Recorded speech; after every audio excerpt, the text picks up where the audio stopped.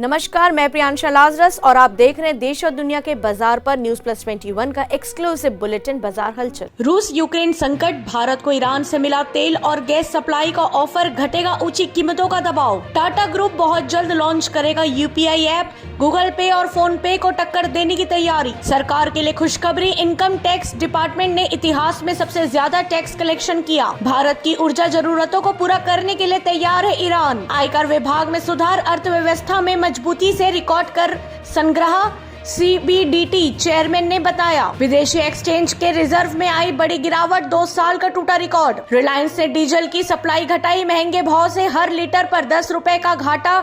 Dealers को कहा 50% करो कटौती। सोना 52,000 और चांदी 68,000 के करीब पहुंची। इनमें आगे भी जारी रहेगी तेजी। छोटे खुदरा विक्रेताओं को आधुनिक तरीकों से ग्राहकों की सेवा करने में मदद करेगा ओएनडीसी, बोले पीयूष गोयल। म्यूचुअल फंड निवेशकों को सेबी से बड़ी राहत, ओटीएम के जरिए भुगतान के नियम आसान। ऐसे ही तमाम जानकारियों से लगातार अपडेट्स रहने के लिए हमारे चैनल को लाइक और सब्सक्राइब करना ना भूलें। नोटिफिकेशन के लिए बेल आइकन जरूर दबाएं। देखते रहिए न्यूज प्लस 21, आपके हक की बात।